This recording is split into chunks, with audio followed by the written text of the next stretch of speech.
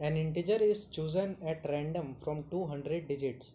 What is the probability that the integer is divisible by 6 or 8? देखिए क्या कह रहा है क्वेश्चन कि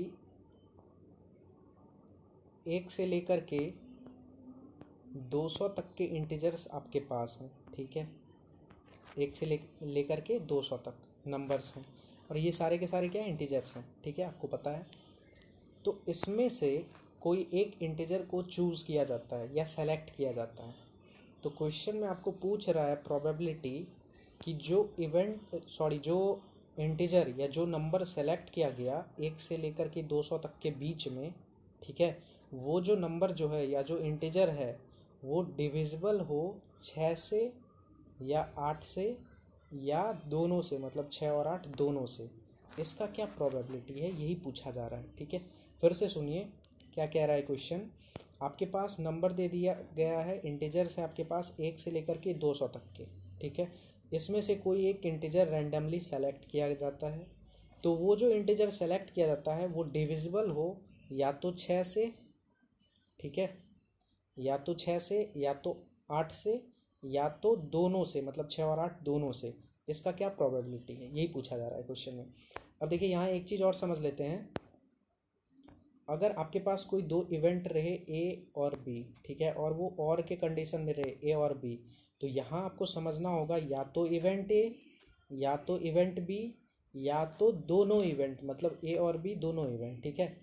तो यहाँ भी आप देख सकते हैं 6 और 8 है, तो यहाँ आपको समझना होगा कि वैसा इंटीजर, ठीक है, जो 6 से विभाजित हो या 8 से विभाजित हो या 6 और 8 दोनों से विभाजित हो, ठीक है। कहाँ से कहाँ तक के बीच, 1 से लेकर के 200 तक के बीच, ठीक है। अब देखते हैं हम लोग इसके सॉल्यूशन पे चलते हैं। देखिए, let S be the sample space then n of S is equal to 200। देखिए हमारे पास नंबर कितने दिए हुए हैं, 1 से लेकर के कहाँ तक हैं, 200 तक हैं, मतलब 200 तक इंटीजर हैं। तो टोटल नंबर्स कितने हो गए, 200 हो गए। 1 से लेकर के 200 तक कितने नंबर्स हो गए, कितने इंटीजर्स हो गए, 200। तो अगर हमने एस को सैंपल स्पेस माना है तो इसकी कार्डिनलिटी मतलब एन ऑफ एस क्या हो जाएगा, 200 हो जाएगा, सिंपल, ठीक है। तो हमने वही लिखा है, let S be the sample space then n of S is equal to 200, ठीक है। अब देखिए, let E one such that the integer is divisible by 6 from integer 1 to 200। देखिए हमने इवन इवेंट माना, किस चीज़ के इवेंट को माना कि कोई जो इंटीजर डिविजिबल हो 6 से, मतलब हमने इवेंट इवन माना कि इंटीजर जो है, जो भी इंटीजर हो वो विभाजित हो किससे, 6 से विभाजित हो। कहाँ से कहाँ तक के बीच, 1 से लेकर के 200 तक के बीच में, ठीक है। तो अगर आपको देखिए, हमने इवन इवेंट माना है कि ऐसा इंटीजर जो कि 6 से डिविजिबल है, ठीक है, 1 से लेकर के 200 तक के बीच में। तो अगर 1 से लेकर के 200 तक के बीच में ऐसा कितना नंबर होगा, 1 से 200 तक के बीच में ऐसा कितना नंबर होगा जो 6 से डिविजिबल हो, मतलब 6 से पूर्णतः विभाजित हो, ऐसा कितना नंबर होगा। तो अगर जितना भी नंबर होगा वही हो जाएगा cardinality of the event even, मतलब एन ऑफ इवन का वैल्यू क्या हो जाएगा, वही हो जाएगा ना, एन ऑफ इवन का वैल्यू वही हो जाएगा कि जितना भी इंटीजर है 1 से लेकर 200 तक के बीच में जो 6 से विभाजित है, ठीक है, तो वही हो जाएगा एन ऑफ इवन। अब देखिए इसको हम निकालेंगे कैसे।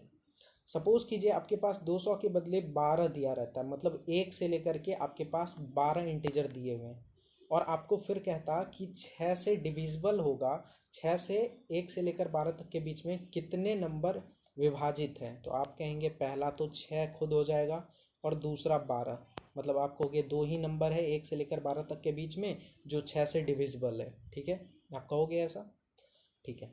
तो हम लोग क्या करते हैं यहाँ इस केस में, हम लोग क्या करते हैं, जैसे 6 से डिविजिबल देखना है और कहाँ तक, 12 तक, तो सिंपली हम लोग क्या करते हैं ना, 12 को डिवाइड कर देते हैं 6 से। तो देखिए आपका 2 आ गया, मतलब दो नंबर ऐसे हैं 12 तक में, मतलब 1 से 12 तक में जो 6 से पूरे तरह से विभाजित हैं या डिविजिबल हैं, ठीक है। अब देखिए यहाँ पे जैसे अगर आपको कोई पूछ दे कि 20 तक, मतलब 1 से लेकर 20 तक कितने ऐसे नंबर हैं जो 6 से डिविजिबल हैं। तो आप ऐसे कैलकुलेट अगर करोगे तो पहला तो 6 होगा, दूसरा 12 हो जाएगा जो 6 से डिविजिबल है मतलब विभाजित है, और तीसरा कहोगे 18, उसके बाद तो कोई नहीं है। ठीक है, लेकिन अगर आप यहाँ पे सिंपली 20 को 6 से डिवाइड कर दो तो आपका क्या आंसर आएगा, आपका कुछ इस प्रकार से आएगा 3.33 समथिंग, इसी तरह चलते रहेगा। ठीक है, तो आप देखिए 3 तो आ गया ना, तो पॉइंट वाला हमको कंसिडर नहीं करना है। तो 3 आ गया, मतलब 3 नंबर 20 तक ऐसे हैं, 1 से लेकर 20 तक 3 नंबर ऐसे हैं जो 6 से पूरे तरह से डिविजिबल है। ठीक है, तो आपको समझ आ गया ना। तो अगर हमारे पास 1 से लेकर के 200 तक है, ठीक है, तो अगर आपको पता करना है कि 1 से लेकर 200 तक ऐसे कितने नंबर हैं जो 6 से डिविजिबल हैं, तो आप क्या करोगे, 200 को 6 से डिवाइड कर दो। तो आपका जो आंसर जो आएगा डिवाइड करने के बाद जो आएगा आपका क्वोशेंट वो आएगा 33.33, इसी तरह चलते रहेगा। ठीक है, तो आपको तो पॉइंट वाला कंसिडर नहीं करना, अभी हम देख चुके हैं एक एग्जाम्पल में। तो हमारा कितना नंबर ऐसा है 1 से लेकर के 200 तक जो 6 से पूरी तरह से विभाजित है, 33 नंबर ऐसा है। ठीक है, तो हमने इवन इवेंट माना था जो इंटीजर मतलब डिविजिबल है 6 से। ठीक है, कहाँ से कहाँ तक के बीच, 1 से 200 तक के बीच। तो एन ऑफ इवन क्या हो जाएगा, मतलब ऐसे कितने इंटीजर हैं 1 से लेकर 200 तक के बीच जो 6 से डिविजिबल हैं, तो 33 अभी मैंने जस्ट निकाला। ठीक है, तो एन ऑफ इवन 33 निकल गया। अब देखिए E2 हम फिर से इवेंट मानते हैं, let E2 such that the integer is divisible by 8 from integer 1 to 200। अभी E1 माना था ऐसा सारा इंटीजर जो कि डिविजिबल है किससे, 6 से। कहाँ तक, कहाँ से कहाँ तक, 1 से 200 तक के बीच में। अब हम E2 इवेंट मान रहे हैं ऐसा इंटीजर जो कि डिविजिबल है 8 से कहाँ, किसके बीच में, 1 से लेकर 200 तक के बीच में। ठीक है, वैसा इंटीजर जो 8 से डिविजिबल है। ठीक है, तो एन ऑफ E2 क्या हो जाएगा, मतलब 1 से लेकर 200 तक ऐसे कितने इंटीजर हैं, ऐसे कितने नंबर हैं जो 8 से कंप्लीटली डिविजिबल हैं, पूर्णतः विभाजित हैं। तो सिंपली आप 200 को डिवाइड कर दो 8 से, तो आपका जो आएगा जो वो आएगा 25 आ जाएगा। ठीक है, जब 8 को आप 8 से इसको डिवाइड करोगे 200 को, तो 25 आएगा क्वेश्चन। ठीक है, तो देखिए, तो इसलिए एन ऑफ E2 बराबर 25, क्योंकि E2 हमने क्या इवेंट माना था, वैसा इंटीजर जो डिविजिबल है 8 से, 1 से लेकर के 200 तक के बीच में ऐसा इंटीजर जो डिविजिबल है 8 से। तो ऐसे कितने इंटीजर हैं 1 से लेकर 200 तक जो 8 से कंप्लीटली डिविजिबल हैं, तो 25। तो एन ऑफ E2 क्या हो जाएगा, 25। अब देखिए यहाँ तक आ गया है समझ। अब देखिए, now the number of integers which are divisible by both 6 and 8। अब ऐसा इंटीजर 1 से लेकर, देखिए यहाँ, अब 1 से लेकर 200 तक, ठीक है, ऐसा इंटीजर जो 6 और 8, ठीक है, दोनों से डिविजिबल हो। ठीक है, तो अब देखिए ये हम कैसे निकालेंगे, देखिए 6 और 8 दोनों से डिविजिबल होने वाला पहला नंबर क्या है 1 से लेकर 200 तक के बीच में। तो इन दोनों का अगर आप एलसीएम ले लेंगे तो आपको पता चल जाएगा। तो एलसीएम कुछ इस तरह से शायद 24 आएगा। ठीक है, तो 1 से लेकर 200 तक के बीच में पहला ऐसा नंबर जो 6 से भी डिविजिबल है और 8 से भी डिविजिबल है वो क्या है, 24। ठीक है, पहला ऐसा नंबर है। ठीक है, तो अब दूसरा कौन सा नंबर होगा, दूसरा जो भी नंबर होगा वो इसका मल्टीपल ही होगा, मतलब 24 का मल्टीपल होगा। 24 का मल्टीपल क्या होगा, 48 हो जाएगा या फिर 72 हो जाएगा। ठीक है, इसी तरह से तो पहला नंबर 24 होगा। फिर आप देखिए ना 48 देखिए 6 से भी डिवाइड है, डिविजिबल है 24, और 8 से भी डिविजिबल है 24। ठीक है, 6 से भी डिवाइड होगा 48 और 8 से भी डिवाइड होगा 48। 6 से भी डिवाइड होगा 72 और 8 से भी डिवाइड होगा 72। ठीक है, तो मतलब हम क्या देखें कि 24 का जो भी मल्टीपल होगा वो 6 और 8 दोनों से डिविजिबल होगा। तो 1 से लेकर 200 तक ऐसे कितने नंबर हैं जो 6 और 8 दोनों से डिविजिबल हैं। तो 200 को डिवाइड कर देते हैं हम किससे, 24 से। ठीक है, मतलब 24 से जितने भी डिवाइड होने वाले होंगे, ठीक है, वो सारे 6 और 8 से भी डिवाइड होने वाले होंगे। तो 24 से डिवाइड कर देंगे 200 को, तो हमारा जो इसमें जो आएगा वो आएगा 8.8 8 पॉइंट समथिंग आएगा, ठीक है। तो पॉइंट वाला तो हमको कंसिडर नहीं करना, तो हमको 8 लेके चलना है, ठीक है। तो हमारा क्या हो गया, 8 हो गया।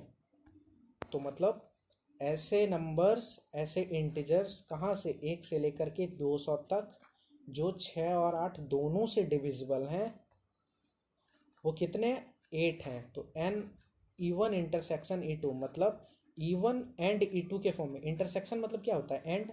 देखिए यहाँ इंटरसेक्शन है, यहाँ मतलब क्या हुआ, एंड हुआ, ठीक है। E1 एंड E2, ठीक है, ये वाला चीज हो गया यहाँ पे, ठीक है। तो E1 क्या है, ऐसा इंटीजर जो 6 से डिविजिबल हो, एंड ऐसा इंटीजर जो 8 से डिविजिबल हो, यही है E2। तो इसका ये कार्डिनलिटी मतलब ऐसे सारे इंटीजर जो 6 से भी डिविजिबल हैं और 8 से भी डिविजिबल हैं, तो वो कितने नंबर हैं, तो 8 अभी हम निकाले, तो n of E1 intersection E2 क्या हो जाएगा, 8, ठीक है। यहाँ तक आ गया समझ। अब देखते हैं आगे। अब तो फिर कुछ नहीं है, we have to find probability of E1 union E2।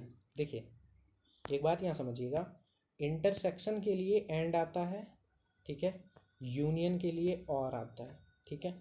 अब देखिए, चूंकि हमको क्या प्रोबेबिलिटी निकालना है, यहाँ गौर कीजिए, क्वेश्चन में कह रहा है 6 और 8 डिविजिबल बाय 6 और 8। तो यहाँ चूंकि 6 से डिविजिबल होने वाले इंटीजर को हमने क्या माना, 6 से जो भी इंटीजर डिविजिबल होगा उसके इवेंट को हमने E1 माना, और सिमिलरली 8 से होने वाले को हमने क्या माना, E2। तो और के फॉर्म में है, मतलब E1, और अभी हमने बताया कि और जब होता है तो यूनियन लगाना है, तो E2। तो इसी का तो प्रोबेबिलिटी निकालना है ना, probability of E1 union E2, ठीक है, समझ आया। तो अब देखिए हमको इसी चीज़ का प्रोबेबिलिटी निकालना है, तो अब फॉर्मूला से सारा चीज़ होगा। We have to find probability of E1 union E2। इसलिए आपको पता है probability of E1 union E2 का फॉर्मूला क्या होता है। देखिए अगर आपके पास ए और बी कोई दो इवेंट है, क्या है, ए और बी कोई दो इवेंट है, तो probability of A union B क्या होता है, probability of A union B होता है प्रोबेबिलिटी ऑफ ए, ठीक है, plus probability of B minus probability of A intersection B, यही होता है फॉर्मूला। इसी फॉर्मूला पे इसको करेंगे ब्रेक, ठीक है। तो probability of E1 union E2 बराबर हो जाएगा probability of E1 plus probability of E2 minus probability of E1 intersection E2। तो अब देखिए, तो प्रोबेबिलिटी ऑफ E1 को क्या लिख सकते हैं, is equal to n of E1 by n of s, probability के डेफिनेशन से, प्लस प्रोबेबिलिटी ऑफ E2 को क्या लिख सकते हैं, n of E2 by n of s। Similarly probability of E1 intersection E2 को क्या लिख सकते हैं, n of E1 intersection E2 by n of s, ठीक है। यहाँ माइनस था तो माइनस लगाए। अब देखिए n of is equal to करेंगे, n ऑफ E1 का वैल्यू बोलिए, यहाँ पे देखिए हम निकाल के रख चुके हैं, n ऑफ E1 का वैल्यू 33, ठीक है। तो n ऑफ E1 के बदले हमने क्या लिखा, 33, और ns का वैल्यू था 200। स्टार्टिंग में ही देखिए आप, ns का वैल्यू हमने निकाल के रखा है 200, ठीक है। तो बस अब पुटिंग करना है और हो जाएगा सारा चीज़। n ऑफ s का 200 प्लस n ऑफ E2 का वैल्यू था 25, यहाँ देखेंगे n ऑफ E2 है 25, ठीक है। तो n ऑफ E2 के बदले क्या लिखे हम, 25 divided by n of s का वैल्यू है 200 लिखा, minus n of E1 intersection E2, देखिए अभी जस्ट निकाल के रखें 8, n of E1 intersection E2 8, ठीक है। तो n of E1 intersection E2 का वैल्यू 8 रखा, divided by n of s का वैल्यू 200, ठीक है। तो अब जैसे इसको सम करते हैं, 30, यहाँ देखिए 200 है सबके नीचे में, तो 200 हो गया एलसीएम, यहाँ 33 प्लस 25 माइनस 8, ठीक है। ये इन दोनों को जब ऐड करेंगे तो 58 हो गया, ठीक है। 58 माइनस 8 डिवाइडेड बाई 200, तो 58 में से 8 गया, क्या बचा 50 डिवाइडेड बाई 200। तो जब इसको कैंसिल करें 1/4, ठीक है, हो गया ये आप